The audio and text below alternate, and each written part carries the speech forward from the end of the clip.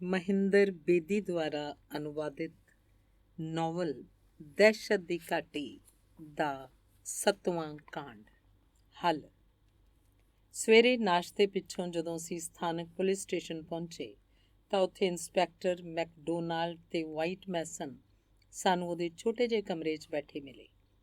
ਉਹਨਾਂ ਦੇ ਸਾਹਮਣੇ ਵਾਲੀ ਮੇਜ਼ ਉੱਤੇ ਚਿੱਠੀਆਂ ਤੇ ਟੈਲੀਗ੍ਰਾਮਾਂ ਦਾ ਢੇਰ ਲੱਗਿਆ ਹੋਇਆ ਸੀ, ਜਿਹਨੂੰ ਵੇਖਣ ਛਾਂਟਣ 'ਚ ਦੋਵੇਂ ਰੁੱਝੇ ਹੋਏ ਸਨ। ਉਹਨਾਂ ਵਿੱਚੋਂ 3 ਟੈਲੀਗ੍ਰਾਮ ਕੱਢ ਕੇ ਇੱਕ ਪਾਸੇ ਰੱਖੇ ਹੋਏ ਸਨ। ਅਜੇ ਵੀ ਉਸ ਸਾਈਕਲ ਵਾਲੇ ਦੀ ਭਾਲ ਹੋ ਰਹੀ ਹੈ?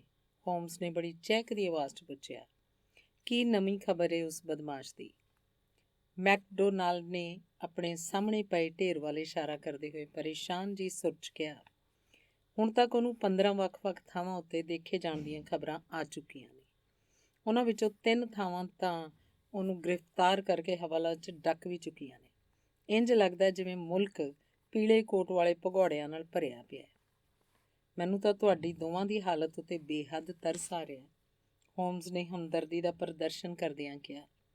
ਵੈਸੇ ਮਿਸਟਰ ਮੈਕ ਤੇ ਮਿਸਟਰ ਵਾਈਟ, ਮੈਂ ਤੁਹਾਨੂੰ ਛੋਟੀ ਜਿਹੀ ਸਲਾਹ ਦੇਣੀ ਚਾਹੁੰਦਾ। ਮੇਰੀ ਸਲਾਹ ਬੜੀ ਆਮ ਹੈ ਤੇ ਮਾਮੂਲੀ ਜਿਹੀ ਹੈ, ਯਾਨੀ ਇਸ ਬੇਕਾਰ ਦੀ ਮਿਹਨਤ ਦਾ ਕੋਈ ਫਾਇਦਾ ਨਹੀਂ। ਦੋਵਾਂ ਪੁਲਿਸ ਵਾਲਿਆਂ ਨੇ ਹੈਰਾਨੀ ਨਾਲ ਆਪਣੇ ਉਸ ਬੁੱਧੀਵਾਨ ਸਹਿਯੋਗੀ ਵੱਲ ਦੇਖਿਆ। ਤੁਹਾਡੇ ਕਹਿਣ ਦਾ ਮਤਲਬ ਇਹ ਕਿ ਹੁਣ ਇਸ ਕੇਸ ਨੂੰ ਹੱਲ ਨਹੀਂ ਕੀਤਾ ਜਾ ਸਕਦਾ? ਇੰਸਪੈਕਟਰ ਮੈਕਡੋਨਾਲਡ ਨੇ ਪੁੱਛਿਆ। ਮੈਂ ਇਹ ਕਦ ਕਿਹਾ? ਮੈਂ ਤਾਂ ਇਹ ਕਹਿ ਰਿਹਾ ਕਿ ਤੁਸੀਂ ਲੋਕ ਬੇਕਾਰ ਦੀ ਮਿਹਨਤ ਤੇ ਭੱਜ ਨੱਠ 'ਚ ਲੱਗੇ ਹੋਏ ਹੋ। ਇਹ ਕੀ ਤੁਸੀਂ ਕਹਿ ਰਹੇ ਹੋ? ਉਹ ਸਾਈਕਲ ਵਾਲਾ ਕੋਈ ਸਾਡੀ ਕਲਪਨਾ ਦੀ ਉਪਜ ਨਹੀਂ ਹੈ। ਉਹਦਾ ਬੈਗ, ਉਹਦੀ ਸਾਈਕਲ ਤੇ ਹੁਲੀਆ ਸਭ ਸਾਡੇ ਕੋਲ ਹੈ। ਉਹ ਆਖਰ ਕਿਤੇ ਨਾ ਕਿਤੇ ਤਾਂ ਹੋਏਗਾ ਜਾਂ ਨਹੀਂ? ਹਾਂ, ਇਸ 'ਚ ਕੀ ਸ਼ੱਕ ਹੈ? ਉਹ ਕਿਤੇ ਨਾ ਕਿਤੇ ਤਾਂ ਜ਼ਰੂਰ ਹੈ, ਹੋਮਸ ਬੋਲਿਆ। ਪਰ ਮੈਂ ਨਹੀਂ ਚਾਹੁੰਦਾ ਕਿ ਤੁਸੀਂ ਲੋਕ ਬੇਕਾਰ ਦੀ ਉਹਦੀ ਭਾਲ ਵਿੱਚ ਇੱਧਰ ਉੱਧਰ ਨੱਠੇ ਫਿਰੋ। ਮੈਂ ਸਮਝਦਾ ਉਸ ਤੱਕ ਪਹੁੰਚਣ ਲਈ ਅਸੀਂ ਕੋਈ ਦੂਜਾ ਆਸਾਨ ਰਸਤਾ ਵੀ ਲੱਭ ਸਕਦੇ ਹਾਂ। ਮੈਨੂੰ ਲੱਗਦਾ ਤੁਸੀਂ ਸਾਥੋਂ ਕੁਝ ਲੁਕਾ ਰਹੇ ਹੋ ਮਿਸਟਰ ਹੋਮਸ, ਇੰਸਪੈਕਟਰ ਨੇ ਨਾਰਾਜ਼ ਜਿਹੀ ਸੁਰ 'ਚ ਕਿਹਾ।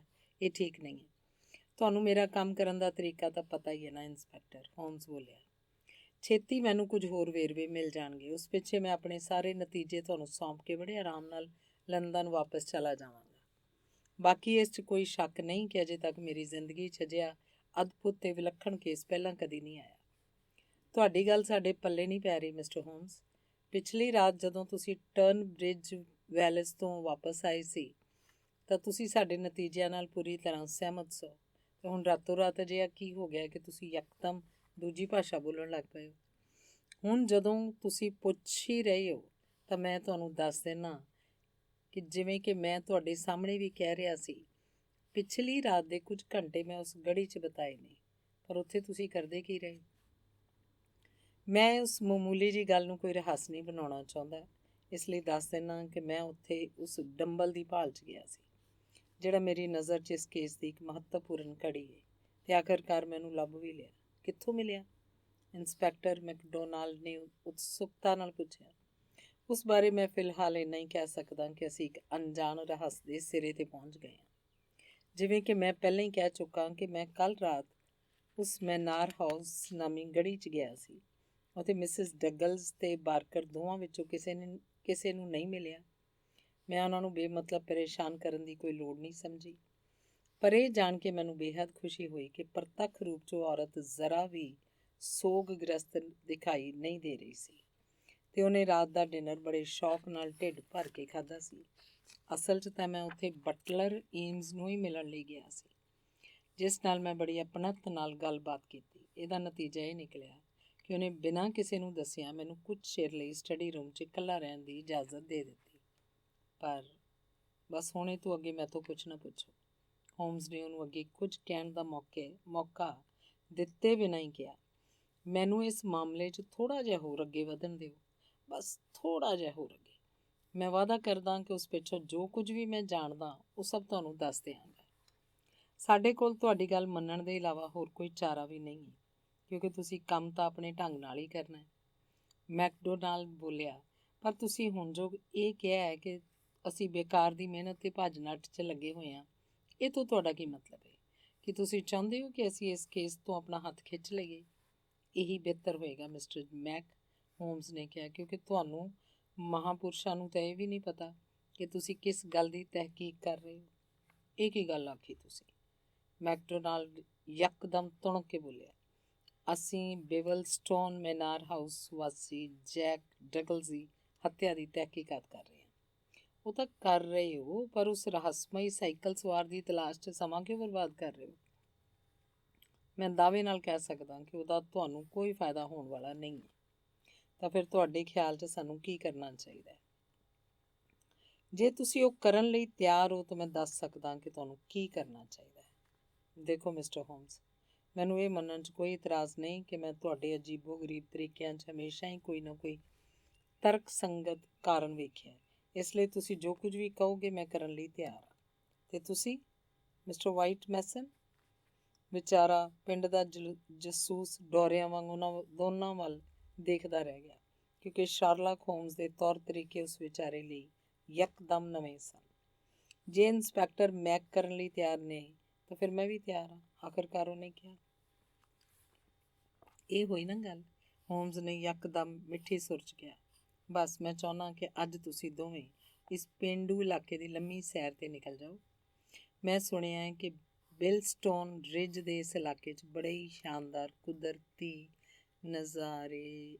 ਇਹ ਸਾਲੀ ਤਾਂ ਮਜ਼ਾਕ ਦੀ ਹੱਦ ਹੀ ਹੋ ਗਈ ਯਾਰ। ਮੈਕਡੋਨਾਲਡ ਗੁੱਸੇ ਨਾਲ ਆਪਣੀ ਕੁਰਸੀ ਤੋਂ ਉੱਠ ਕੇ ਖੜਾ ਹੋਇਆ, ਕੂਕਿਆ, ਕੋਈ ਗੱਲ ਨਹੀਂ, ਕੋਈ ਗੱਲ ਨਹੀਂ। ਹੋਮਸ ਨੇ ਬੜੀ ਖੁਸ਼ ਮਿਜਾਜ਼ੀ ਨਾਲ ਉਹਦਾ ਮੋਢਾ ਥਾਪੜਦਿਆਂ ਕਿਹਾ, ਤੁਸੀਂ ਦੋਵੇਂ ਜਿੱਥੇ ਜਾਣਾ ਚਾਹੁੰਦੇ ਹੋ ਜਾ ਸਕਦੇ ਹੋ, ਜੋ ਕਰਨਾ ਚਾਹੁੰਦੇ ਹੋ ਕਰ ਸਕਦੇ ਹੋ, ਪਰ ਸ਼ਾਮ ਦਾ ਘੁਸਮੁਸਾ ਹੋਣ ਤੋਂ ਪਹਿਲਾਂ ਤੁਸੀਂ ਦੋਵੇਂ ਇੱਥੇ ਤੇ ਇਸੇ ਜਗ੍ਹਾ ਮਿਲਣਾ, ਇਸ 'ਚ ਕੋਈ ਉਕਾਈ ਨਾ ਹੋਵੇ। ਇਹ ਗੱਲ ਤਾਂ ਕੁਝ ਸਮਝ 'ਚ ਵੀ ਆਉਂਦੀ ਹੈ। ਮੈਕਡੋਨਾਲਡ ਨੇ ਥੋੜ੍ਹਾ ਸ਼ਾਂਤ ਹੁੰਦਿਆਂ ਕਿਹਾ, ਗੱਲ ਤਾਂ ਪਹਿਲੇ ਵੀ ਬੜੀ ਜ਼ੋਰਦਾਰ ਸੀ, ਪਰ ਮੈਂ ਇਸ ਬਾਰੇ ਕੋਈ ਬਹਿਸ ਨਹੀਂ ਕਰਾਂਗਾ। ਮੇਰੇ ਲਈ ਇੰਨਾ ਹੀ ਕਾਫੀ ਹੈ ਕਿ ਜਦੋਂ ਮੈਨੂੰ ਲੋੜ ਹੋਏ ਤਾਂ ਤੁਸੀਂ ਲੋਕ ਇੱਥੇ ਮੌਜੂਦ ਰਹੋ, ਪਰ ਮੈਂ ਚਾਹੁੰਦਾ ਕਿ ਵਿਦਾ ਹੋਣ ਤੋਂ ਪਹਿਲਾਂ ਤੁਸੀਂ ਮਿਸਟਰ ਬਰਕਰ ਦਾ ਇੱਕ ਸੁਨੇਹਾ ਲਿਖਦੇ ਜਾਓ। ਕੀ ਸੁਨੇਹਾ ਲਿਖਣਾ ਹੈ? ਮੈਂ ਬੋਲਦਾ ਜਾਣਾ, ਤੁਸੀਂ ਲਿਖਦੇ ਜਾਓ। ਲਿਖੋ, ਪਿਆਰੇ ਸ਼੍ਰੀਮਾਨ ਜੀ, ਮੇਰੇ ਧਿਆਨ 'ਚ ਗੱਲ ਆਈ ਹੈ ਕਿ ਖਾਈ ਦਾ ਪਾਣੀ ਕਢਵਾ ਕੇ ਉਹਨੂੰ ਖਾਲੀ ਕਰਨਾ ਮੇਰਾ ਫਰਜ਼ ਹੈ।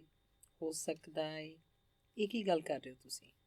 ਮੈਕਡੋਨਾਲਡ ਨੇ ਤੁਰੰਤ ਵਿਰੋਧ ਕਰਦਿਆਂ ਕਿਹਾ, ਖਾਈ ਨੂੰ ਖਾਲੀ ਕਰਨਾ ਕੋਈ ਆਸਾਨ ਕੰਮ ਹੈ? ਵਿਚਕਾਰੋਂ ਟੋਕੋ ਨਾ ਯਾਰ, ਜੋ ਮੈਂ ਕਹਿ ਰਿਹਾ ਉਹਨੂੰ ਚੁੱਪਚਾਪ ਲਿਖਦੇ ਰਹੋ, ਠੀਕ ਹੈ? ਬੋਲੋ ਕਿ ਸਾਨੂੰ ਉਹ ਵਿੱਚੋਂ ਕੋਈ ਅਜਿਹੀ ਚੀਜ਼ ਮਿਲ ਜਾਏਗੀ ਜਿਹੜੀ ਕੇਸ ਨੂੰ ਸੁਲਝਾਉਣ ਵਿੱਚ ਸਾਡੀ ਸਹਾਇਤਾ ਕਰ ਸਕੇਗੀ। ਮੈਂ ਸਾਰੇ ਇੰਤਜ਼ਾਮ ਕਰ ਲਏ ਨੇ ਅਤੇ ਮਜ਼ਦੂਰ ਕੱਲ੍ਹ ਸਵੇਰੇ ਹੀ ਨਹਿਰ ਦਾ ਪਾਣੀ ਰੋਕ ਕੇ ਉਹਦਾ ਵਹਾਅ ਦੂਜੇ ਪਾਸੇ ਮੋੜਨ। ਨਾਮੁਮਕਿਨ, ਅਸੰਭਵ ਸ਼ੁਰੂ ਕਰ ਦੇਣਗੇ। ਮੈਂ ਸੋਚਿਆ ਕਿ ਇਹ ਗੱਲ ਪਹਿਲਾਂ ਹੀ ਤੁਹਾਡੇ ਧਿਆਨ 'ਚ ਲਿਆਉਣੀ ਬਿਹਤਰ ਹੋਏਗੀ। ਹੋਮਸ ਬਿਨਾਂ ਰੁਕੇ ਬੋਲਦਾ ਰਿਹਾ। ਹੁਣ ਇਸ ਉੱਤੇ ਦਸਤਖਤ ਕਰਨ ਪਿੱਛੋਂ ਕਿਸੇ ਦੇ ਹੱਥ ਸ਼ਾਮ ਦੇ 4 ਵਜੇ ਦੇ ਕਰੀਬ ਉੱਥੇ ਭੇਜ ਦੇਣਾ। ਉਸੇ ਸਮੇਂ ਅਸੀਂ ਦੁਬਾਰਾ ਉੱਥੇ ਮਿਲਾਂਗੇ।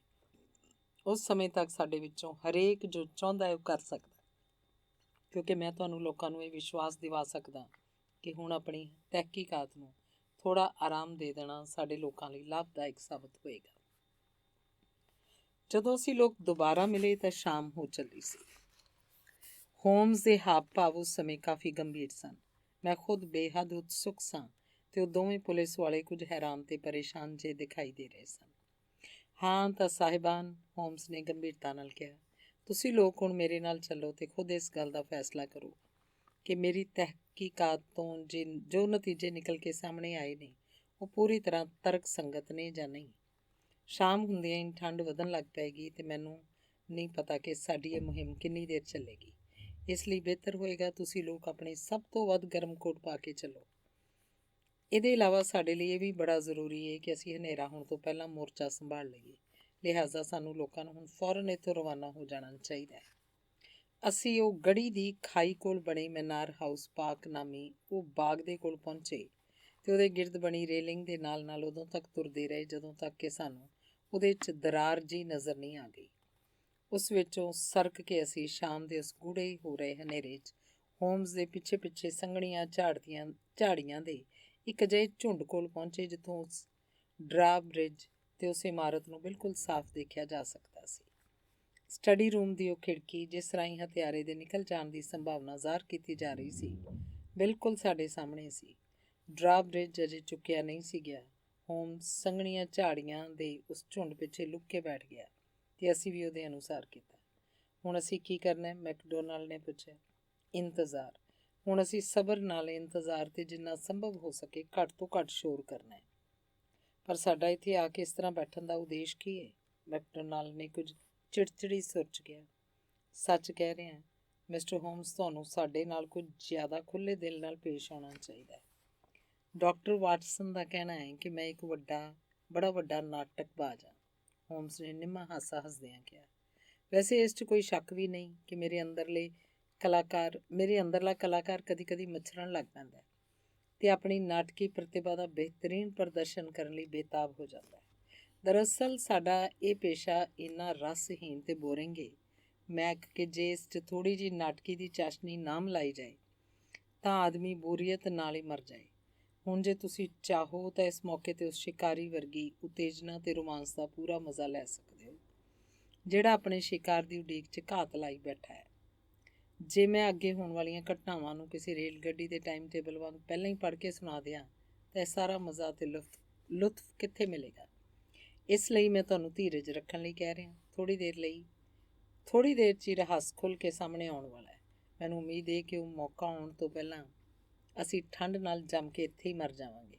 ਮੈਕਡੋਨਾਲਡ ਨੇ ਵਿਅੰਗਮਈ ਸੁਰ 'ਚ ਡਾਢੇ ਅਕੇਵੇਂ ਨਾਲ ਕਿਹਾ।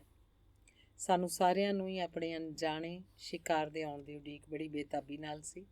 ਜਿਵੇਂ ਜਿਵੇਂ ਸਾਡੀ ਉਡੀਕ ਦੇ ਛਿਣ ਲੰਬੇ ਹੁੰਦੇ ਜਾ ਰਹੇ ਸੀ ਤਿਵੇਂ ਠੰਡ ਦੇ ਵਾਧੇ ਸਦਕਾ ਸਾਡੀ ਪਰੇਸ਼ਾਨੀ ਵੱਧਦੀ ਜਾ ਰਹੀ ਸੀ। ਹੌਲੀ ਹੌਲੀ ਰਾਤ ਦੀ ਕਾਲੀ ਚਾਦਰ ਨੇ ਉਸ ਪ੍ਰਾਚੀਨ ਇਮਾਰਤ ਨੂੰ ਆਪਣੀ ਬੁੱਕਲ 'ਚ ਲੈਣਾ ਸ਼ੁਰੂ ਕਰ ਦਿੱਤਾ ਸੀ। ਹੁਣ ਉਹਦਾ ਮਨਹੂਸ ਜਿਹਾ ਕਾਲਾ ਪਰਛਾਵਾਂ ਕਿਸੇ ਅੜਿੰਗ ਦਿਓ ਵਾਂਗ ਹੰਕਾਰ ਨਾਲ ਸਿਰ ਚੁੱਕੀ ਖੜਾ ਦਿਖਾਈ ਦੇ ਰਿਹਾ ਸੀ। ਖਾਈ ਵਾਲੇ ਪਾਸਿਓਂ ਆਉਂਦੀਆਂ ਸਿੱਲ ਭਰੀਆਂ ਹਵਾਵਾਂ ਦੇ ਬੁੱਲਿਆਂ ਨੇ ਨਾ ਸਿਰਫ ਸਾਡੇ ਦੰਦ ਵੱਜਣ ਲਾ ਦਿੱਤੇ ਬਲਕਿ ਤਿੱਖੀਆਂ ਬਰਛੀਆਂ ਵਾਂਗ ਸਾਡੀਆਂ ਹੱਡੀਆਂ 'ਚ ਵੀ ਚੁਭਣ ਲੱਗ ਗਈਆਂ ਸਨ।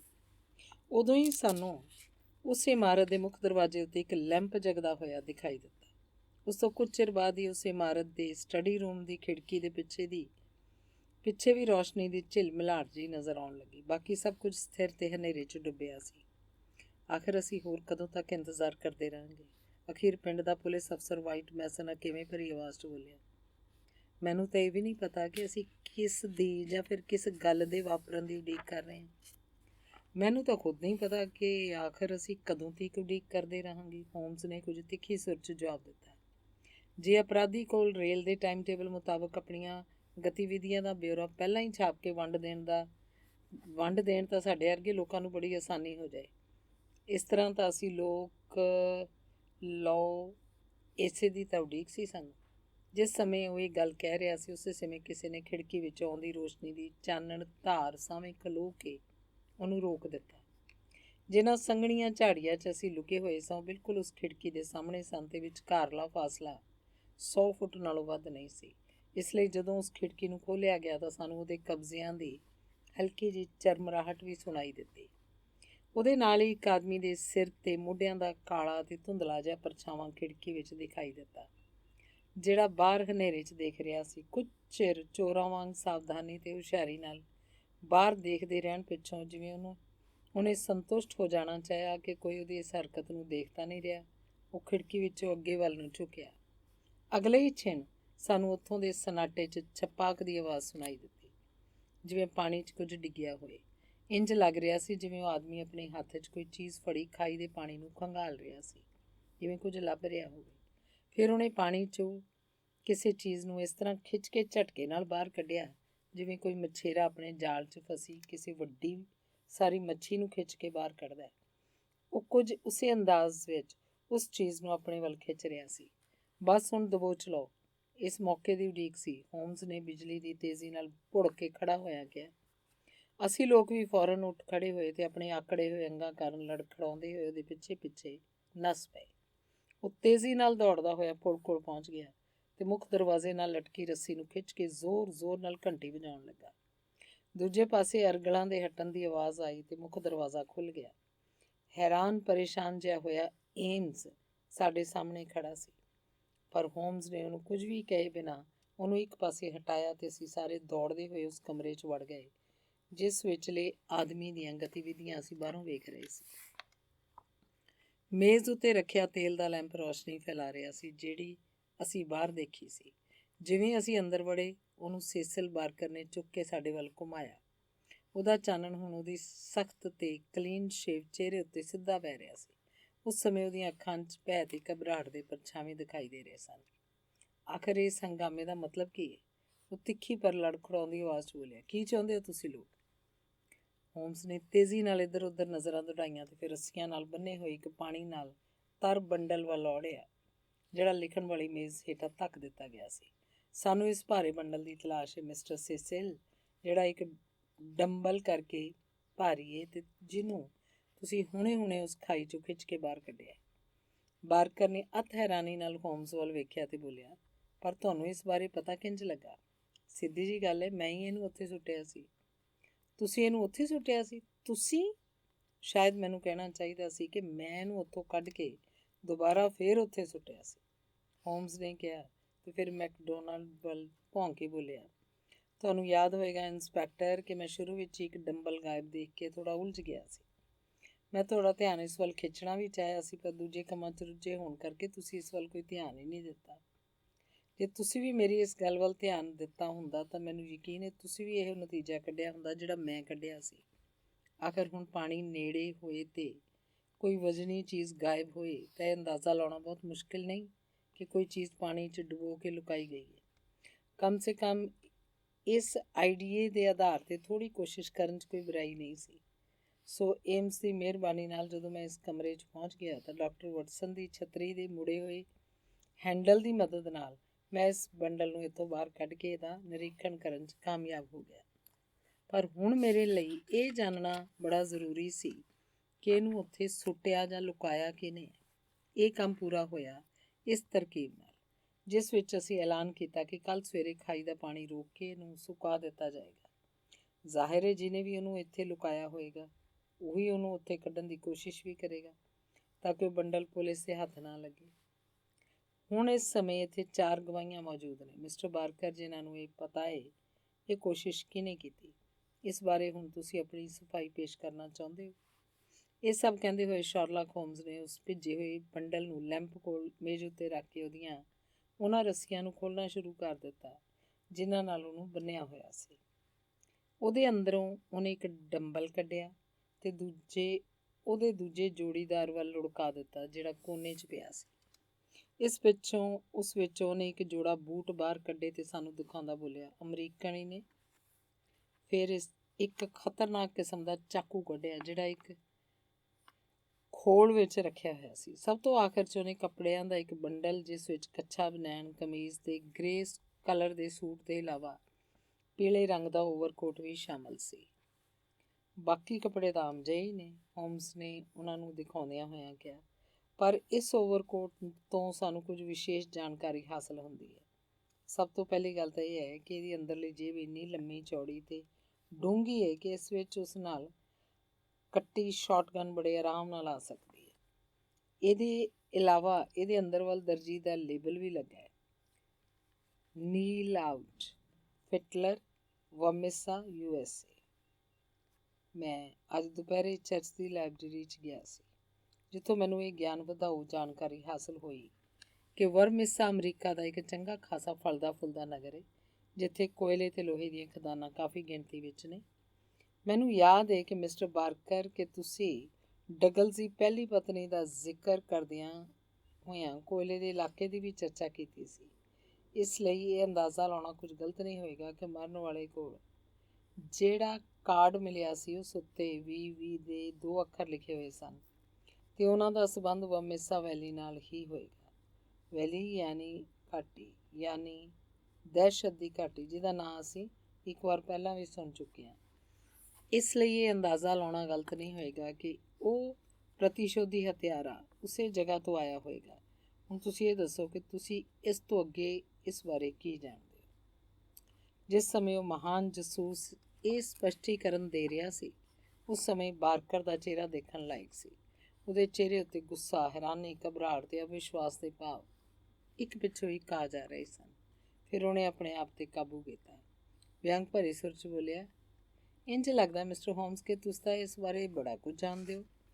ਬਿਹਤਰ ਹੋਏਗਾ ਤੁਸੀਂ ਇਸ ਬਾਰੇ ਸਾਨੂੰ ਕੁਝ ਹੋਰ ਵਿਸਥਾਰ ਨਾਲ ਦੱਸ ਸਕੋ। ਬੇਸ਼ੱਕ ਮੈਂ ਪੂਰੇ ਵਿਸਥਾਰ ਨਾਲ ਤੁਹਾਨੂੰ ਬੜਾ ਕੁਝ ਦੱਸ ਸਕਦਾ ਮਿਸਟਰ ਬਾਰਕਰ, ਪਰ ਤੁਹਾਡੇ ਲਈ ਜ਼ਿਆਦਾ ਬਿਹਤਰ ਇਹ ਰਹੇਗਾ ਕਿ ਤੁਸੀਂ ਖੁਦ ਹੀ ਸਾਰੀਆਂ ਗੱਲਾਂ ਖੋਲ੍ਹ ਕੇ ਦੱਸ ਦਿਓ। ਇਸ ਬਾਰੇ ਤਾਂ ਮੈਂ ਤੁਹਾਨੂੰ ਸਿਰਫ ਇੰਨਾ ਹੀ ਕਹਿ ਸਕਦਾ ਮਿਸਟਰ ਹੋਮਸ, ਇੱਥੇ ਜੇ ਕੋਈ ਰਹੱਸ ਤਾਂ ਮੇਰਾ ਨਹੀਂ, ਬਾਰਕਰ ਬੋਲਿਆ। ਇਸ ਲਈ ਮੈਂ ਤਾਂ ਇਸ ਬਾਰੇ ਕੁਝ ਕਹਾਂਗਾ ਨਹੀਂ। ਜੋ ਤੁਹਾਡੇ ਇਹ ਤੇਵਰ ਨੇ ਮਿਸਟਰ ਬਾਰਕਰ, ਇੰਸਪੈਕਟਰ ਮੈਕਡੋਨਾਲਡ ਨੇ ਬੜੀ ਠੰਡੀ ਸੁਰ 'ਚ ਕਿਹਾ, ਤਾਂ ਸਾਨੂੰ ਤੁਹਾਡੇ ਵਾਰੰਟ ਹਾਸਲ ਗ੍ਰਿਫਤਾਰ ਕਰਨ 'ਚ ਬਹੁਤੀ ਦੇਰ ਨਹੀਂ ਲੱਗੇਗੀ। ਮੈਨੂੰ ਇਸ ਗੱਲ ਦੀ ਕੋਈ ਪਰਵਾਹ ਨਹੀਂ, ਉਹਨੇ ਬਾਗੀ ਸੁਰ 'ਚ ਲਾਪਰਵਾਹੀ ਨਾਲ ਕਿਹਾ। ਤੁਸੀਂ ਜੋ ਕਰਨਾ ਹੈ ਕਰ ਲਓ। ਸਾਰਾ ਮਾਮਲਾ ਜਿਵੇਂ ਖਾਸ ਬਿੰਦੂ 'ਤੇ ਆ ਕੇ ਅਟਕ ਗਿਆ ਸੀ, ਕਿਉਂਕਿ ਬਾਰਕਰ ਦਾ ਪੱਥਰ ਵਰਗਾ ਸਖਤ ਤੇ ਕਸਿਆ ਹੋਇਆ ਚਿਹਰਾ ਦੇਖ ਕੇ ਸਾਫ਼ ਪਤਾ ਲੱਗਦਾ ਸੀ ਕਿ ਉਹਦੀ ਮਰਜ਼ੀ ਦੇ ਖਿਲਾਫ ਉਹਦੀ ਜ਼ੁਬਾਨ ਖੁਲਵਾਉਣੀ ਅਸੰਭਵ ਸੀ। ਚਲੋ ਖੈਰ, ਉੱਥੇ ਜੋ ਤਣਾਅ ਹੋਣਾ ਹੋ ਗਿਆ। ਉਹਨੂੰ ਇੱਕ ਔਰਤ ਦੀ ਆਵਾਜ਼ ਨੇ ਤੋੜਿਆ। ਮਿਸਿਸ ਡਗਲਸ ਅੱਧ ਖੁੱਲ੍ਹੇ ਦਰਵਾਜ਼ੇ ਕੋਲ ਖੜੀ ਸਭ ਕੁਝ ਸੁਣ ਰਹੀ ਸੀ ਤੇ ਹੁਣ ਅੰਦਰ ਕਮਰੇ 'ਚ ਆ ਗਈ ਸੀ।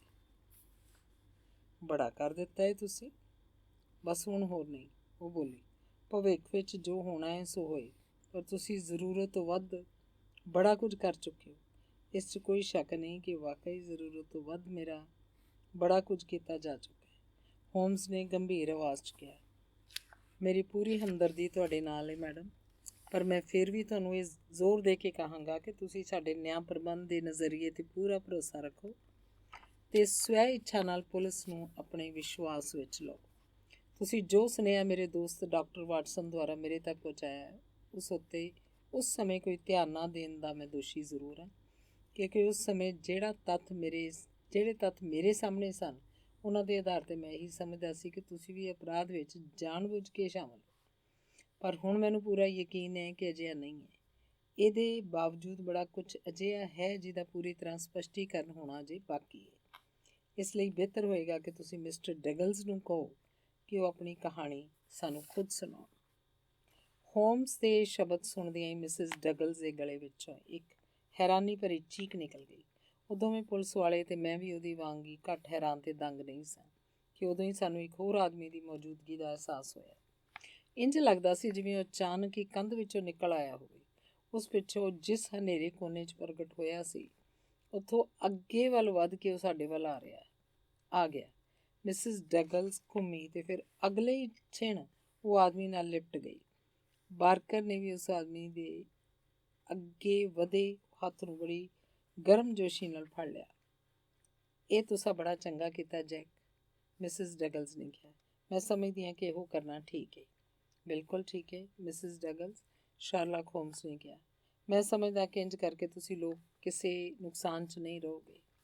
ਉਹ ਆਦਮੀ ਆਪਣੀਆਂ ਪਲਕਾਂ ਨੂੰ ਜਲਦੀ ਚਿਪਕਾਉਂਦਾ ਹੋਇਆ ਕਿਸੇ ਅਜਿਹੇ ਆਦਮੀ ਦੀਆਂ ਚੁੰਧਿਆਈਆਂ ਹੋਈਆਂ ਅੱਖਾਂ ਨਾਲ ਸਾਡੇ ਵੱਲ ਵੇਖ ਰਿਹਾ ਸੀ ਜਿਹੜਾ ਕਿਸੇ ਡੂੰਘੇ ਹਨੇਰੇ ਭਰੇ ਭੋਰੇ 'ਚੋਂ ਨਿਕਲ ਕੇ ਅਚਾਨਕ ਰੌਸ਼ਨੀ 'ਚ ਆ ਗਿਆ ਹੋਵੇ। ਉਹ ਇੱਕ ਦਿਲਕਸ਼ ਚਿਹਰੇ ਮੋਹਰੇ ਵਾਲਾ ਹਸਮੁਖ ਜਿਹਾ ਆਦਮੀ ਸੀ, ਜਿਹੜਾ ਤੰਦਰੁਸਤ ਸਰੀਰ ਤੇ ਨਿਰਭੈ ਅੱਖਾਂ ਦੇ ਨਾਲ ਬੁੱਲ੍ਹਾਂ ਉੱਪਰਲੀਆਂ ਮੁੱਛਾਂ ਦੇ ਅੱਗੇ ਵੱਲ ਨੂੰ ਉਭਰੀ ਹੋਈ ਠੋਡੀ ਉਹਦੀ ਦਿਲਕਸ਼ੀ 'ਚ ਵਾਧਾ ਕਰ ਰਹੀ ਸੀ। ਉਹਨੇ ਸਾਡੇ ਸਾਰਿਆਂ ਦੇ ਚਿਹਰੇ ਗੌਰ ਨਾਲ ਦੇਖੇ ਤੇ ਉਸ ਸਮੇਂ ਮੇਰੀ ਹੈਰਾਨੀ ਦੀ ਕੋਈ ਹੱਦ ਨਾ ਰਹੀ ਜਦੋਂ ਸਿੱਧਾ ਮੇਰੇ ਕੋਲ ਆਇਆ ਤੇ ਆਪਣੇ ਹੱਥ ਵਿੱਚ ਫੜੇ ਕਾਗਜ਼ਾਂ ਦਾ ਪਲੰਦਾ ਮੇਰੇ ਵੱਲ ਵਧਾ ਦਿੱਤਾ। ਮੈਂ ਤੁਹਾਡੇ ਬਾਰੇ ਬੜਾ ਕੁਝ ਸੁਣਿਆ। ਉਹ ਇੱਕ ਅਜਿਹੇ ਉਚਾਰਨ ਵਿੱਚ ਬੋਲ ਰਿਹਾ ਸੀ ਜਿਹੜਾ ਨਾ ਪੂਰੀ ਤਰ੍ਹਾਂ ਬ੍ਰਿਟਿਸ਼ ਸੀ, ਨਾ ਪੂਰੀ ਤਰ੍ਹਾਂ ਅਮਰੀਕਨ।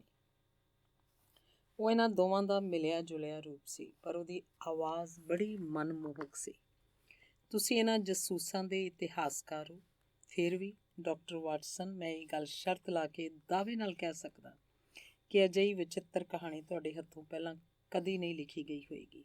ਇਹਨੂੰ ਤੁਸੀਂ ਆਪਣੇ ਤਰੀਕੇ ਨਾਲ ਲਿਖ ਕੇ ਆਪਣੇ ਪਾਠਕਾਂ ਸਾਹਮਣੇ ਪੇਸ਼ ਕਰ ਸਕਦੇ ਹੋ, ਕਿਉਂਕਿ ਸਾਰੇ ਤੱਥ ਇਹਨਾਂ ਕਾਗਜ਼ਾਂ 'ਚ ਮੌਜੂਦ ਨੇ। ਉਸ ਚੂਹੇ ਦੀ ਖੁੱਡ ਵਰਗੇ ਗੁਪਤ ਸਥਾਨ 'ਤੇ ਜਿੰਨੀ ਵੀ ਦਿਨ ਦੀ ਰੌਸ਼ਨੀ ਮਿਲ ਸਕਦੀ ਸੀ, ਉਸ ਵਿੱਚ ਲਿਖਣ 'ਚ ਮੈਨੂੰ ਪੂਰੇ 2 ਦਿਨ ਲੱਗੇ ਨੇ। ਤੁਸੀਂ ਇਹਨਾਂ ਨੂੰ ਵਾਚੋ ਤੇ ਆਪਣੇ ਪਾਠਕਾਂ ਨੂੰ ਇਸ ਵਿਚਿੱਤਰ ਘਟਨਾ ਚੱਕਰ ਤੋਂ ਜਾਣੂ ਕਰਾਓ। ਇਹਨਾਂ ਕਾਗਜ਼ਾਂ ਵਿੱਚ ਉਸ ਦਹਿਸ਼ਤ ਦੀ ਘਾਟੀ ਦੀ ਪੂਰੀ ਕਹਾਣੀ ਮੌਜੂਦ ਹੈ। ਇਹ ਤਾਂ ਪਹਿਲਾਂ ਦੀ ਗੱਲ ਹੈ ਮਿਸਟਰ ਡਗਲਸ, ਸ਼ਰਲਾਕ ਹੋਮਸ ਨੇ ਸ਼ਾਂਤ ਤੇ ਸੰਜਮੀ ਸੁਰ 'ਚ ਕਿਹਾ। ਸਾਡੀ ਇੱਛਾ ਤਾਂ ਫਿਲਹਾਲ ਇਸ ਵਰਤਮਾਨ ਕਹਾਣੀ ਨੂੰ ਜਾਣਨ ਦੀ ਹੈ। ਉਹ ਵੀ ਤੁਸੀਂ ਜਾਣ ਜਾਓਗੇ ਸਰ, ਡਗਲਸ ਨੇ ਕਿਹਾ। ਕੀ ਮੈਂ ਗੱਲਾਂ ਕਰਦਾ ਹੋਇਆ ਸਿਗਾਰ ਪੀ ਸਕਦਾ? ਥੈਂਕਸ। ਤੁਸੀਂ ਖੁਦ ਤੰਬਾਕੂ ਦੇ ਸ਼ੌਕੀਨ ਹੋ ਮਿਸਟਰ ਹੋਮਸ, ਇਸ ਲਈ ਤੁਸੀਂ ਇਹ ਗੱਲ ਚੰਗੀ ਤਰ੍ਹਾਂ ਸਮਝ ਸਕਦੇ ਹੋ ਕਿ ਉਹ ਕਿੰਨੀ ਤਕਲੀਫ ਦੀ ਸਥਿਤੀ ਹੁੰਦੀ ਹੈ ਕਿ ਤੁਸੀਂ ਧੂੰਆਂ ਉਡਾਉਣ ਦੇ ਸ਼ੌਕੀਨ ਹੋ ਅਤੇ ਇਸ ਡਰ ਨਾਲ ਕੁਝ ਵੀ ਨਹੀਂ ਪੀ ਸਕਦੇ ਕਿ ਕਿਤੇ ਉਹਦਾ ਧੂੰਆਂ ਤੁਹਾਨੂੰ ਫੜਾ ਹੀ ਨਾ ਦੇਵੇ। ਉਹਨੇ ਹੋਮਸ ਦੇ ਦਿੱਤੇ ਸਿਗਾਰ ਨੂੰ ਸੁਲਗਾਇਆ ਅਤੇ ਫਿਰ ਮੈਂਟਲ ਪੀਸ ਦੇ ਸਹਾਰੇ ਖੜਾ ਹੁੰਦਾ ਹੋਇਆ ਬੋਲਿਆ, ਮੈਂ ਤੁਹਾਡਾ ਬੜਾ ਨਾਂ ਸੁਣਿਆ ਮਿਸਟਰ ਸ਼ਰਲੌਕ ਹੋਮਸ, ਪਰ ਇਹ ਕਲਪਨਾ ਨਹੀਂ ਸੀ ਕੀਤੀ ਕਿ ਕਦੀ ਮੈਨੂੰ ਵੀ ਤੁਹਾਡੇ ਨਾਲ ਮਿਲਣ ਦਾ ਸੁਭਾਗ ਪ੍ਰਾਪਤ ਹੋਏਗਾ। ਵੈਸੇ ਜਦੋਂ ਤੁਸੀਂ ਮੇਰੇ ਲਿਖੇ ਇਹਨਾਂ ਕਾਗਜ਼ਾਂ ਨੂੰ ਪੜ੍ਹ ਲਓਗੇ ਤਾਂ ਇਹ ਜ਼ਰੂਰ ਕਹੋਗੇ ਕਿ ਮੈਂ ਵਾਕਈ ਇੱਕ ਨਵੀਂ ਚੀਜ਼ ਪੇਸ਼ ਕੀਤੀ ਹੈ। ਇੰਸਪੈਕਟਰ ਮੈਕਡੋਨਲਡ ਅਜੇ ਵੀ ਆਉਣ ਵਾਲੇ ਨੂੰ ਅੱਤ ਹੈਰਾਨੀ ਭਰੀਆਂ ਨਜ਼ਰਾਂ ਨਾਲ ਘੂਰ ਰਿਹਾ ਸੀ। ਮੇਰੀ ਤਾਂ ਕੁਝ ਸਮਝ ਨਹੀਂ ਆ ਰਿਹਾ ਕਿ ਸਭ ਕੀ ਹੋ ਰਿਹਾ ਹੈ। ਆਖਰ ਉਲਝਣ ਭਰੀ ਆਵਾਜ਼ 'ਚ ਬੋਲਿਆ, ਜੇ ਤੁਸੀਂ ਹੀ ਬਿਰਲਸਟੋਨ ਮੈਨਾਰ ਦੇ ਮਿਸਟਰ ਜੈਕ ਡਗਲਜ਼ ਹੋ ਤਾਂ ਫਿਰ ਅਸੀਂ ਪਿਛਲੇ 2 ਦਿਨਾਂ ਦੇ ਕਿਹਦੀ ਹੱਤਿਆ ਦੀ ਤਹਿਕੀਕਾਤ ਕਰ ਰਹੇ ਹਾਂ ਅਤੇ ਹੁਣ ਤੁਸੀਂ ਯਕਦਮ ਕਿੱਥੋਂ ਟਪਕ ਪਏ? ਮੈਨੂੰ ਤਾਂ ਇੰਝ ਲੱਗ ਰਿਹਾ ਜਿਵੇਂ ਕਿਸੇ ਜਾਦੂ ਦੇ ਜ਼ੋਰ ਨਾਲ ਤੁਸੀਂ ਇੱਥੇ ਅਚਾਨਕ ਪ੍ਰਗਟ ਹੋ ਗਏ ਹੋ। ਦਿੱਕਤ ਇਹ ਹੈ ਮਿਸਟਰ ਮੈਕ ਕਿ ਤੁਸੀਂ ਇਹ ਭੁੱਲ ਗਏ ਕਿ ਇਹ ਇੱਕ ਪੁਰਾਣੀ ਗੜ੍ਹੀ ਹੈ ਅਤੇ ਅਜਿਹੀਆਂ ਪੁਰਾਣੀਆਂ ਇਮਾਰਤਾਂ ਵਿੱਚ ਭੋਰੇ ਅਤੇ ਚੋਰ ਦਰਵਾਜ਼ੇ ਬਣਾਉਣ ਦਾ ਰਿਵਾਜ ਪੂਰੀ ਦੁਨੀਆ 'ਚ,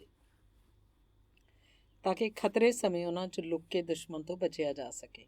ਇਸ ਲਈ ਮੈਨੂੰ ਇਹਦਾ ਵਿਸ਼ਵਾਸ ਸੀ ਕਿ ਮੈਂ ਮਿਸਟਰ ਡਗਲਜ਼ ਨੂੰ ਇਸੇ ਛੱਤ ਹੇਠ ਲੱਭ ਲਵਾਂਗਾ।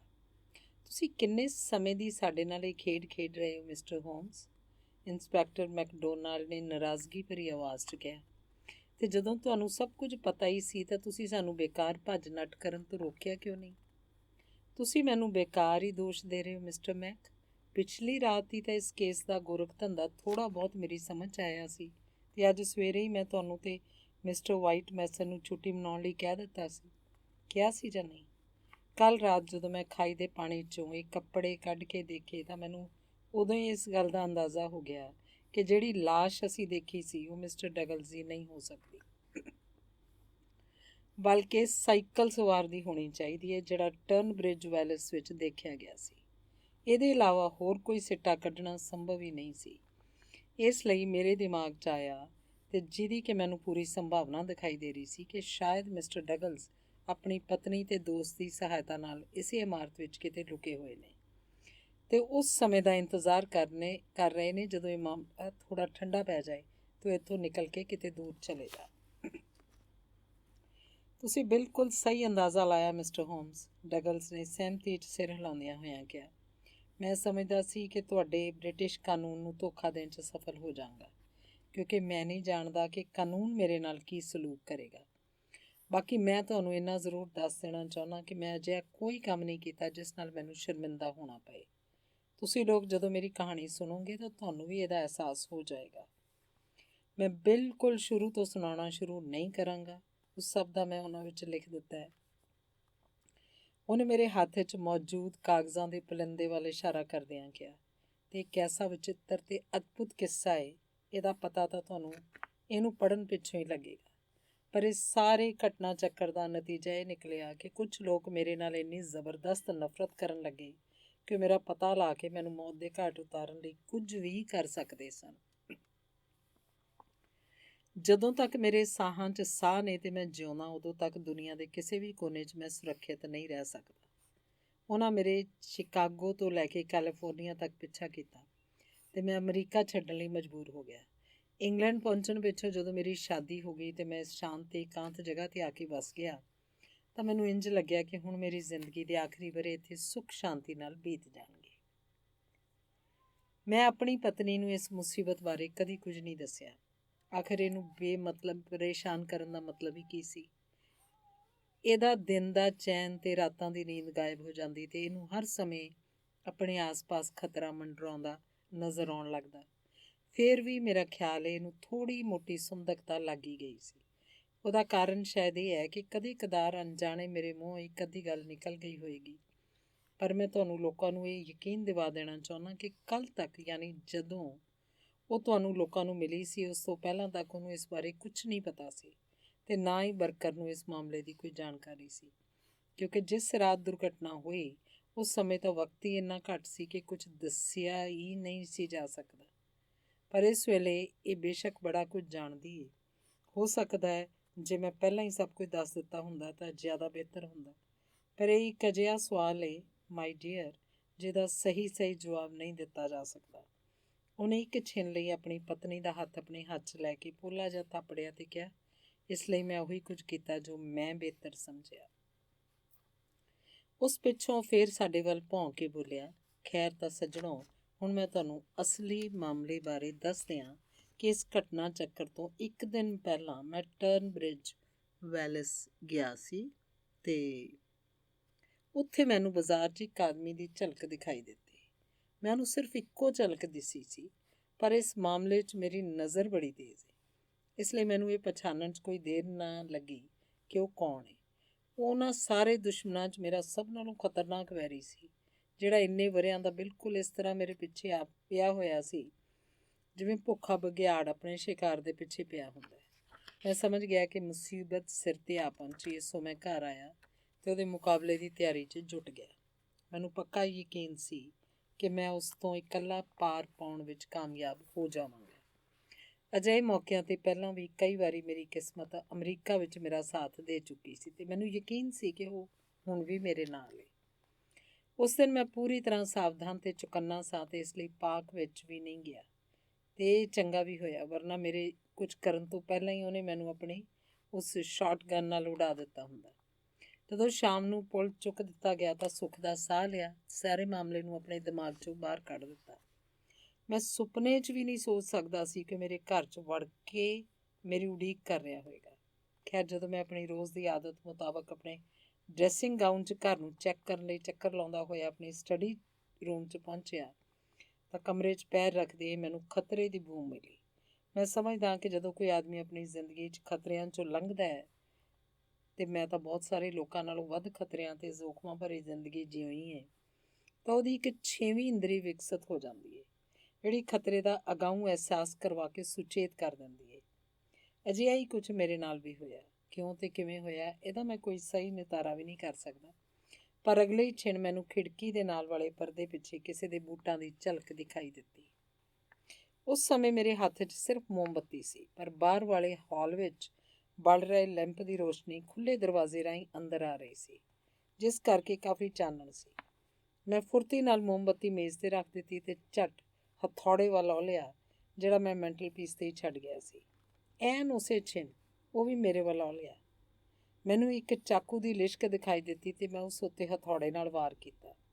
ਮੈਂ ਉਹਨੂੰ ਕਿਤੇ ਨਾ ਕਿਤੇ ਸੱਟ ਜ਼ਰੂਰ ਮਾਰੀ ਸੀ, ਕਿਉਂਕਿ ਚਾਕੂ ਉਹਦੇ ਹੱਥੋਂ ਛੁੱਟ ਕੇ ਹੇਠਾਂ ਡਿੱਗ ਪਿਆ ਸੀ। ਉਹ ਸੱਪ ਵਰਗੀ ਤੇਜ਼ੀ ਨਾਲ ਮੇਜ਼ ਦੇ ਦੂਜੇ ਪਾਸੇ ਪਹੁੰਚ ਗਿਆ ਅਤੇ ਅਗਲੇ ਹੀ ਛਿਣ ਉਹਨੇ ਆਪਣੇ ਕੋਟ ਹੇਠੋਂ ਆਪਣੀ ਗਨ ਕੱਢ ਲਈ। ਮੈਨੂੰ ਉਹਦੇ ਘੋੜਾ ਖਿੱਚਣ ਦੀ ਆਵਾਜ਼ ਸੁਣਾਈ ਦਿੱਤੀ, ਪਰ ਉਹਦੇ ਫਾਇਰ ਕਰਨ ਤੋਂ ਪਹਿਲਾਂ ਮੈਂ ਉਹਨੂੰ ਝਪਟ ਕੇ ਫੜ ਲਿਆ। ਹੁਣ ਹਾਲਤ ਇਹ ਸੀ ਕਿ ਅਸੀਂ ਦੋਵਾਂ ਨੇ ਇਸ ਗਨ ਨੂੰ ਫੜਿਆ ਹੋਇਆ ਸੀ ਅਤੇ ਇੱਕ ਦੂਜੇ ਨਾਲ ਜੂਝ ਰਹੇ ਸੀ। ਸਥਿਤੀ ਅਜਿਹੀ ਸੀ ਕਿ ਦੋਵਾਂ 'ਚੋਂ ਜਿਹਦੀ ਵੀ ਪਕੜ ਢਿੱਲੀ ਹੋ ਜਾਂਦੀ ਉਹਦੀ ਮੌਤ ਨਿਸ਼ਚਿਤ ਸੀ। ਉਹਨੇ ਉਸ ਗਨ ਤੋਂ ਆਪਣੀ ਪਕੜ ਤਾਂ ਨਹੀਂ ਛੁੱਟਣ ਦਿੱਤੀ, ਪਰ ਹੋਇਆ ਇਹ ਕਿ ਸਾਡੇ ਦੋਵਾਂ ਦੇ ਆਪਸ 'ਚ ਜੂਝਣ ਦੇ ਕਾਰਨ ਗਨ ਦਾ ਦਸਤਾ ਕੁਝ ਛਿਣ ਲਈ ਹੇਠਾਂ ਵੱਲ ਹੋ ਗਿਆ। ਉਸੇ ਦੌਰਾਨ ਪਤਾ ਨਹੀਂ ਕਿਵੇਂ ਝਟਕੇ ਨਾਲ ਟ੍ਰਿਗਰ ਦੱਬਿਆ ਗਿਆ। ਉਸ ਸਮੇਂ ਗਨ ਦੀ ਨਾਲੀ ਸਿੱਧੀ ਉਹਦੇ ਚਿਹਰੇ ਵੱਲ ਸੀ। ਦੋਵੇਂ ਗੋਲੀਆਂ ਉਹਦੇ ਚਿਹਰੇ ਨਾਲ ਜਾ ਟਕਰਾਈਆਂ। ਉਹ ਕੜਮ ਕਰਕੇ ਹੇਠਾਂ ਜਾ ਡਿੱਗਿਆ ਅਤੇ ਮੈਂ ਟੈਡ ਬਾਲਡਵਿਨ ਦੀ ਲਾਸ਼ ਨੂੰ ਹੈਰਾਨ ਪਰੇਸ਼ਾਨ ਜਿਹਾ ਵੇਖਦਾ ਰਹਿ ਗਿਆ। ਮੈਂ ਤਾਂ ਉਹਨੂੰ ਇਸ ਨਗਰ ਦੀ ਭੀੜ ਵਿੱਚ ਵੀ ਪਛਾਣ ਲਿਆ ਸੀ, ਪਰ ਉਸ ਸਮੇਂ ਉਹਦੇ ਚਿਹਰੇ ਦੀ ਹਾਲਤ ਅਜਿਹੀ ਸੀ ਕਿ ਉਹਦੀ ਮਾਂ ਵੀ ਉਹਨੂੰ ਨਹੀਂ ਸੀ ਪਛਾਣ ਸਕਦੀ। ਮੈਂ ਬੜਾ ਖੂਨ ਖਰਾਬਾ ਦੇਖਿਆ, ਪਰ ਫਿਰ ਵੀ ਉਹ ਬੇਭੱਸ ਦ੍ਰਿਸ਼ ਦੇਖ ਕੇ ਮੇਰਾ ਜੀਅ ਕੱਚਾ ਹੋਣ ਲੱਗ ਗਿਆ। ਮੈਂ ਉਸ ਸਮੇਂ ਮੇਜ਼ ਨੂੰ ਫੜ ਕੇ ਆਪਣੇ ਆਪ ਨੂੰ ਸੰਭਾਲਣ ਦੀ ਕੋਸ਼ਿਸ਼ ਕਰ ਹੀ ਰਿਹਾ ਸੀ ਕਿ ਬਾਰਕਰ ਤੇਜ਼ੀ ਨਾਲ ਦੌੜਦਾ ਹੋਇਆ ਉੱਥੇ ਪਹੁੰਚ ਗਿਆ। ਉਦੋਂ ਹੀ ਮੈਂ ਆਪਣੀ ਪਤਨੀ ਦੇ ਪੈਰਾਂ ਦਾ ਖੜਾਕ ਸੁਣਿਆ ਅਤੇ ਦੌੜ ਕੇ ਉਹਨੂੰ ਦਰਵਾਜ਼ੇ ਤੋਂ ਹੀ ਰੋਕ ਦਿੱਤਾ, ਕਿਉਂਕਿ ਉਹ ਕੋਈ ਅਜਿਹਾ ਦ੍ਰਿਸ਼ ਨਹੀਂ ਸੀ ਜਿਹਨੂੰ ਦੇਖਣ ਪਿੱਛੋਂ ਕੋਈ ਔਰਤ ਆਪਣੇ ਹੋਸ਼ ਹਵਾਸ ਕਾਇਮ ਰੱਖ ਸਕਦੀ। ਮੈਂ ਉਹਨੂੰ ਇਸ ਵਾਅਦੇ ਨਾਲ ਫੌਰਨ ਵਾਪਸ ਭੇਜ ਦਿੱਤਾ ਕਿ ਮੈਂ ਜਲਦੀ ਉਹਦੇ ਕੋਲ ਪਹੁੰਚ ਕੇ ਉਹਨੂੰ ਸਭ ਕੁਝ ਦੱਸ ਦਿਆਂਗਾ। ਇਸ ਪਿੱਛੋਂ ਮੈਂ ਬਾਰਕਰ ਨੂੰ ਵੀ ਇੱਕ ਦੋ ਸ਼ਬਦ ਕਹੇ ਅਤੇ ਫਿਰ ਅਸੀਂ ਬਾਕੀ ਲੋਕਾਂ ਦੇ ਪਹੁੰਚਣ ਦਾ ਇੰਤਜ਼ਾਰ ਕਰਨ ਲੱਗੇ। ਪਰ ਜਦੋਂ ਕਾਫੀ ਦੇਰ ਤੱਕ ਕੋਈ ਵੀ ਨਹੀਂ ਆਇਆ ਤਾਂ ਅਸੀਂ ਸਮਝ ਗਏ ਕਿ ਉਹਨਾਂ ਨੇ ਕੁਝ ਨਹੀਂ ਸੁਣਿਆ ਅਤੇ ਉੱਥੇ ਜੋ ਕੁਝ ਵੀ ਹੋਇਆ ਉਹਦੀ ਜਾਣਕਾਰੀ ਸਿਰਫ ਸਾਨੂੰ ਲੋਕਾਂ ਨੂੰ ਹੀ ਹੈ। ਬਸ ਉਸੇ ਸਮੇਂ ਉਹ ਵਿਚਾਰ ਮੇਰੇ ਦਿਮਾਗ 'ਚ ਆਇਆ। ਮੈਂ ਆਪਣੇ ਉਹ ਚਤੁਰਾਈ ਭਰੇ ਵਿਚਾਰ ਉੱਤੇ ਖਿੜ ਪੁੜ ਗਿਆ। ਉਸ ਆਦਮੀ ਦੇ ਕੋਟ ਦੀ ਬਾਂਹ ਉੱਪਰ ਨੂੰ ਸਰਕ ਗਈ ਸੀ ਤੇ ਉਹਦੇ ਬਾਂਹ ਉੱਤੇ ਦਾਗਿਆ ਹੋਇਆ ਸੰਗਠਨ ਦਾ ਨਿਸ਼ਾਨ ਸਾਫ਼ ਨਜ਼ਰ ਆ ਰਿਹਾ ਸੀ। ਇਹ ਦੇਖੋ। ਉਸ ਆਦਮੀ ਨੇ, ਜਿਹਨੂੰ ਅਸੀਂ ਡਗਲਸ ਦੇ ਰੂਪ 'ਚ ਪਛਾਣ ਰਹੇ ਸੀ, ਆਪਣੇ ਕੋਟ ਦੀ ਬਾਂਹ ਨੂੰ ਉਲਟ ਕੇ ਉੱਪਰ ਨੂੰ ਖਿੱਚਿਆ ਤੇ ਸਾਨੂੰ ਉਹਦੀ ਬਾਂਹ ਉੱਤੇ ਵੀ ਬਿਲਕੁਲ ਉਹੋ ਜਿਹਾ ਹੀ ਲਾਲ ਜਿਹੇ ਰੰਗ ਦੇ ਗੋਲ ਘੇਰੇ ਵਿਚਲਾ ਤ੍ਰਿਸ਼ੂਲ ਵਾਲਾ ਨਿਸ਼ਾਨ ਨਜ਼ਰ ਆਇਆ, ਜਿਹੋ ਜਿਹਾ ਕਿ ਉਸ ਮਰਨ ਵਾਲੇ ਆਦਮੀ ਦੀ ਬਾਂਹ ਉੱਤੇ ਦਿਖਾਈ ਦਿੱਤਾ ਸੀ। ਇਹ ਨਿਸ਼ਾਨ ਦੇਖਣ ਪਿੱਛੇ ਹੀ ਮੇਰੇ ਦਿਮਾਗ ਦਾ ਚੱਕਾ ਪੂਰੀ ਤੇਜ਼ੀ ਨਾਲ ਘੁੰਮਣ ਲੱਗਾ। ਇੱਕੋ ਨਜ਼ਰ 'ਚ ਸਭ ਕੁਝ ਸਾਫ਼ ਦਿਖਾਈ ਦੇਣ ਲੱਗਾ ਸੀ।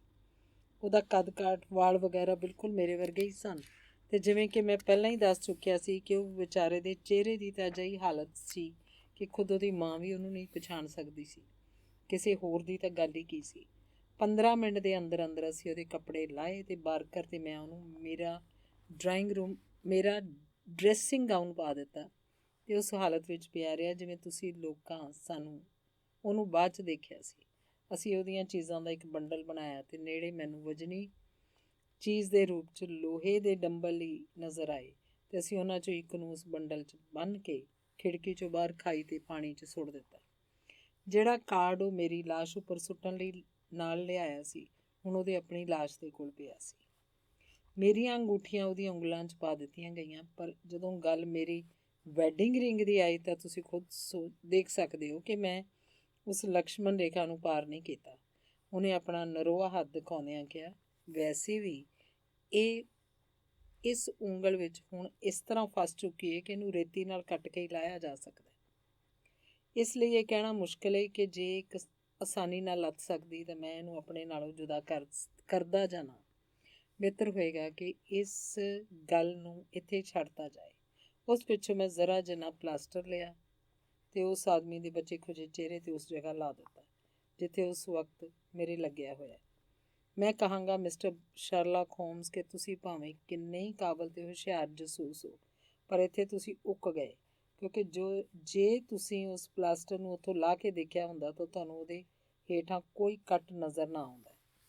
ਚਲੋ ਖੈਰ, ਉਸ ਸਮੇਂ ਪਰਿਸਥਿਤੀ ਸੀ, ਜੇ ਮੈਂ ਕੁਝ ਸਮੇਂ ਤੱਕ ਲੁਕਿਆ ਰਹਿ ਕੇ ਭੱਜਣ 'ਚ ਕਾਮਯਾਬ ਹੋ ਜਾਂਦਾ ਤਾਂ ਬਾਅਦ 'ਚ ਮੇਰੀ ਵਿਧਵਾ ਮੇਰੇ ਨਾਲ ਆ ਮਿਲਦੀ। ਮੈਨੂੰ ਆਸ ਸੀ ਕਿ ਸਾਨੂੰ ਆਪਣੀ ਬਾਕੀ ਜ਼ਿੰਦਗੀ ਸ਼ਾਂਤੀ ਨਾਲ ਬਿਤਾਉਣ ਦਾ ਮੌਕਾ ਮਿਲ ਜਾਏਗਾ।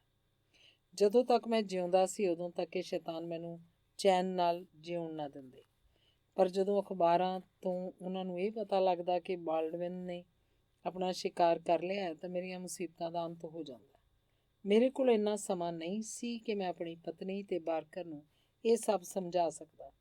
ਫਿਰ ਵੀ ਜਲਦੀ ਮੈਂ ਜੋ ਸਮਝਾ ਸਕਿਆ ਉਸ ਕਰਕੇ ਇਹ ਮੇਰੀ ਮਦਦ ਲਈ ਤਿਆਰ ਹੋ ਗਏ। ਮੈਂ ਇਸ ਗੁਪਤ ਸਥਾਨ ਬਾਰੇ ਜਾਣਦਾ ਸੀ। ਇਹ ਜਗ੍ਹਾ ਏਮਸ ਨੂੰ ਵੀ ਪਤਾ ਸੀ, ਪਰ ਉਹਦੇ ਦਿਮਾਗ 'ਚ ਇਹ ਗੱਲ ਆਈ ਨਹੀਂ ਕਿ ਉਸ ਜਗ੍ਹਾ ਨੂੰ ਇਸ ਮਾਮਲੇ ਨਾਲ ਜੋੜਿਆ ਜਾ ਸਕਦਾ। ਮੈਂ ਉੱਥੇ ਜਾ ਕੇ ਲੁਕ ਗਿਆ ਅਤੇ ਬਾਕੀ ਜੋ ਕੰਮ ਕੀਤਾ ਉਹ ਬਾਰਕਰ ਨੇ ਕੀਤਾ।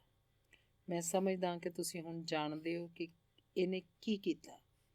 ਇਹਨੇ ਖਿੜਕੀ ਦੀ ਚੁਗਾਠ ਉੱਤੇ ਉਹ ਨਿਸ਼ਾਨ ਲਾਇਆ, ਇਹ ਜ਼ਾਹਰ ਕਰਨ ਲਈ ਕਿ ਹਥਿਆਰਾ ਇੱਥੋਂ ਛਾਲ ਮਾਰ ਕੇ ਭੱਜ ਗਿਆ। ਜੋ ਕੁਝ ਉਹਨੇ ਕਰਨਾ ਸੀ ਉਹ ਸਭ ਕਰਨ ਪਿੱਛੋਂ ਉਹਨੇ ਘਰ ਦੇ ਹੋਰ ਲੋਕਾਂ ਨੂੰ ਖਬਰਦਾਰ ਕਰਨ ਲਈ ਘੰਟੀ ਵਜਾ ਦਿੱਤੀ। ਉਸ ਪਿੱਛੋਂ ਜੋ ਕੁਝ ਹੋਇਆ ਉਹ ਸਭ ਦਾ ਤੁਹਾਨੂੰ ਲੋਕਾਂ ਨੂੰ ਪਤਾ ਹੀ ਹੈ। ਹੁਣ ਤੁਸੀਂ ਲੋਕ ਜੋ ਮਰਜ਼ੀ ਹੋਏ ਕਰੋ, ਪਰ ਮੈਂ ਤੁਹਾਨੂੰ ਸਾਰੀ ਸੱਚਾਈ ਦੱਸ ਦਿੱਤੀ ਹੈ। ਮੈਂ ਹੁਣ ਸਭ ਕੁਝ ਭਗਵਾਨ 'ਤੇ ਛੱਡ ਦਿੱਤਾ ਹੈ।